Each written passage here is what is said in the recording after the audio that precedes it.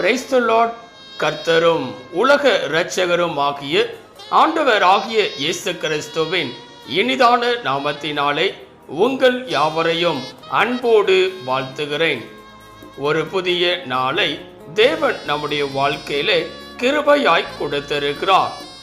ஒவ்வொரு நாட்களையும் அவர் நமக்கு ஆசீர்வாதமாக கொடுத்து அவருடைய கிருபையினாலே நம்மை தாங்குகிற தேவனாகவும் நடத்துகிற தேவனாகவும் காணப்படுகிறார். நிச்சயமாய் இந்த நாளையும் அவர் நமக்கு ஆசீர்வாதமாய் மாற்றி கொடுப்பார். இந்த நாளுக்குரிய தேவனுடைய வார்த்தையை உங்களுக்காய் நான் வாசிக்கிறேன். மத்தேயு எழுதின சுவிசேஷம் 5ஆம் அதிகாரம் 16ஆம் வசனம். மத்தேயு 5ஆம் அதிகாரம் 16ஆம் வசனம்.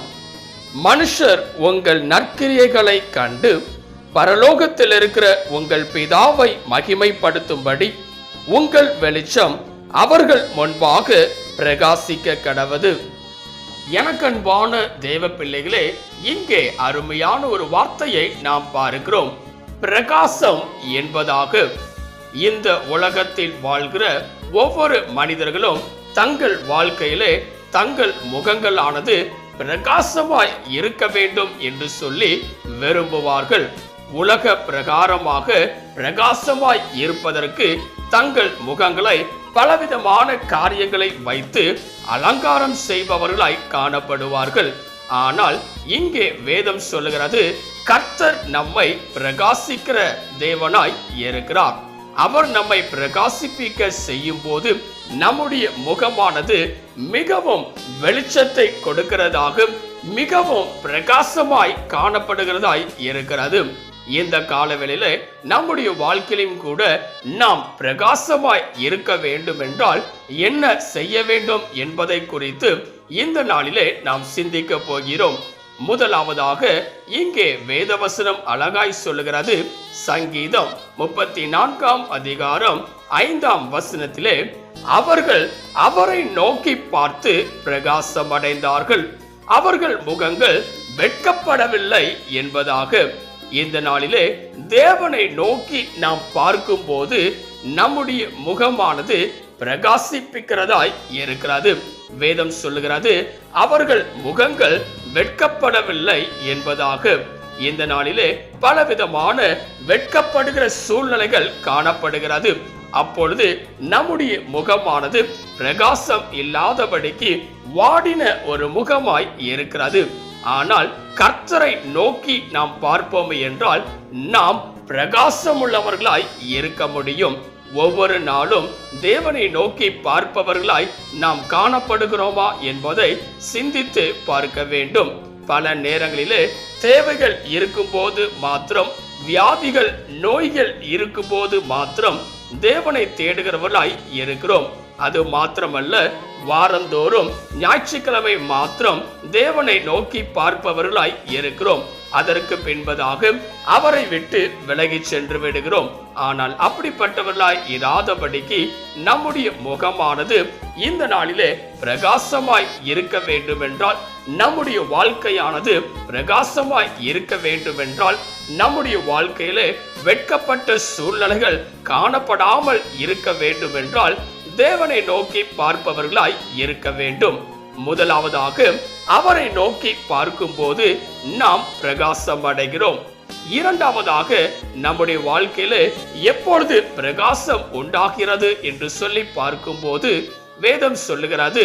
பிலிப்பியர் 2ஆம் அதிகாரம் 14ஆம் வசனத்தை வாசிக்கும் போது, பிலிப்பியர் 2ஆம் அதிகாரம் 14ஆம் வசனத்திலே, நான் வீணாக ஓடினதும் வீணாக பிரயாசப்பட்டதும் இல்லை என்கிற மகிழ்ச்சி கிறிஸ்துவின் நாளில் எனக்கு உண்டாயிருப்பதற்கு ஜீவ வசனத்தை பிடித்து கொண்டு உலகத்திலே சுடர்களைப் போல பிரகாசிக்கிற நீங்கள். இங்கே பார்க்கும்போது இரண்டாவதாக நம்முடைய வாழ்க்கையில எப்பொழுது பிரகாசம் உண்டாகிறது என்று சொல்லி பார்க்கும்போது ஜீவ வசனத்தை பிடித்து கொண்டு அதன்படி நடப்பவர்களாய் இருக்கும்போது. இந்த காலவெளியில நம்முடைய வாழ்க்கையிலும் கூட வேத வசனத்தை வாசித்து தியானிப்பவர்களாய் இருக்கும்போது அதை உட்கொள்பவர்களாய் இருக்கும் போது, அதன்படி நடப்பவர்களாய் காணப்படும் போது நம்முடைய ஜீவியமானது பிரகாசமாய் காணப்படுகிறது. ஆம் பிரியமானவர்களே, வேத வசனத்தை பல நேரங்களிலே நாம் எடுப்பதில்லை. நேரமில்லை என்கிற காரணத்தினாலே வேதாகமத்தை தொடுவது கிடையாது, வேத வசனத்தை வாசிப்பது கிடையாது, வேத வசனத்தை தியானிப்பது கிடையாது. அதன்படி நடக்காமல் நாம் வாழ்ந்து கொண்டிருக்கிறோம். ஆனால் அப்படிப்பட்டவர்களாய் இராதபடிக்கு ஒவ்வொரு நாளும் ஜீவ வசனத்தை பிடித்து கொண்டு உலகத்திலே பிரகாசிப்பவர்களாய் நாம் இருக்க வேண்டும். இரண்டாவதாக, ஜீவ வசனமானது நம்முடைய வாழ்க்கையில இருக்கும் என்றால் நம்முடைய ஜீவியம் பிரகாசமாய் காணப்படும். மூன்றாவதாக, நம்முடைய வாழ்க்கையில எப்பொழுது பிரகாசம் உண்டாகும் என்று சொல்லி பார்க்கும்போது வேதம் சொல்லுகிறது.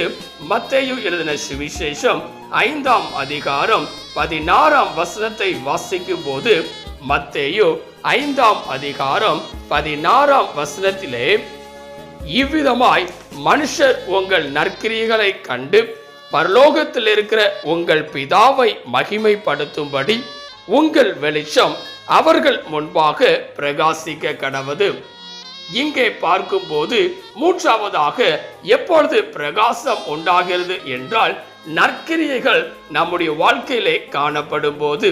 மற்ற மனிதர்களுக்கு நற்கிரியைகளை செய்பவர்களாய் நாம் இருப்போம் என்றால் பிதா மகிமைப்படும்படி நாமும் பிரகாசமாய் காணப்பட முடியும்.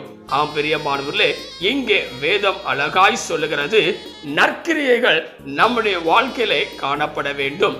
பல நேரங்களிலே நற்கிரியைகள் செய்யாதபடி நாம் காணப்படுகிறோம். நம்முடைய வாழ்க்கையிலே நன்மை செய்வதற்கு திராணியுள்ளவர்களாய் இருக்கும் போதும் கூட அதை செய்யாதபடி நாம் காணப்படுகிறோம். அப்படிப்பட்டவர்களாய் இராதபடிக்கு வேதவசனத்தின் அடிப்படையிலே நற்கிரியைகளை செய்பவர்களாய் நாம் இருக்கும் போது நம்முடைய ஜீவியமானது பிரகாசமாய் காணப்படுகிறது. இந்த காலவேளையிலே இதை கேட்டுக்கொண்டு இருக்கிற எனக்கன்பான தேவ பிள்ளைகளே, நம்முடைய ஜீவியத்தில் எப்பொழுது பிரகாசம் உண்டாகும் என்று சொல்லி 3 விதமான காரியங்களை இந்த நாளிலே நாம் சிந்தித்திருக்கிறோம். முதலாவதாக, அவரை நோக்கி நாம் பார்க்கும் போது நம்முடைய ஜீவியம் பிரகாசமாய் காணப்படுகிறது. இரண்டாவதாக, ஜீவ வசனத்தை பிடித்து கொண்டு அதன்படி நடப்பவர்களாய் நாம் இருக்கும் போது நம்முடைய ஜீவியமானது பிரகாசமாய் காணப்படுகிறது. மூன்றாவதாக, நற்கிரியைகளின் மூலமாக நம்முடைய ஜீவியம் பிரகாசமாய் இருக்கிறது. இந்த காலவெளியிலே இவைகளை நாம் செய்யும் போது நாமும் பிரகாசம் உள்ளவர்களாய் காணப்பட முடியும். தேவனுடைய கரத்திலே உங்களை அர்ப்பணிப்பீர்களா? செபிக்கலாம். கிருபையும் இரக்கமும் நிறைந்த எங்கள் அன்பின் பிதாவே, இந்த ஆசீர்வதிக்கப்பட்டதான நல்ல காலவேளைக்காய் நன்றியோடு உம்மை துதிக்கிறோம், உம்மை ஸ்தோத்தரிக்கிறோம். நீர் கொடுத்த அற்புதமான உம்முடைய வார்த்தைக்காய் நன்றி செலுத்துகிறோம். எப்பொழுது எங்களுடைய ஜீவியம் பிரகாசமாய் காணப்படும் என்று சொல்லி இந்த நாளிலே நாங்கள் சிந்தித்திருக்கிறோம். இந்த கால வேளையில இதை கேட்டுக்கொண்டிருக்கிற, இதை பார்த்து கொண்டிருக்கிற ஒவ்வொரு பிள்ளைகளும் தங்களுடைய வாழ்க்கையிலே பிரகாசம் உள்ளவர்களாய் காணப்பட உம்மை நோக்கி பார்த்து ஜீவ வசனத்தை பிடித்து கொண்டு நற்கிரியைகளை செய்பவர்களாய் காணப்பட என் தேவன் நீர் கிருபை தரும்படியாய் நாங்கள் செபிக்கிறோம். நீரே பெரிய காரியங்களை செய்வீராக, நீர் மாத்திரம் மகிமைப்படுவீராக. இயேசுவின் நாமத்தில் செபிக்கிறோம் எங்கள் ஜீவனுள்ள நல்ல பிதாவே, ஆமென். கர்த்தர் தாமே இந்த வார்த்தையின் மூலமாய் உங்களை ஆசீர்வதித்து இந்த உலகத்தில் பிரகாசம் உள்ளவர்களாய் ஜீவிப்பதற்கு ஏற்ற கிருபைகளை என் தேவன் இந்த நாளிலே உங்களுடைய வாழ்க்கையிலே தந்தருளுவாராக. ஆமென். God bless you.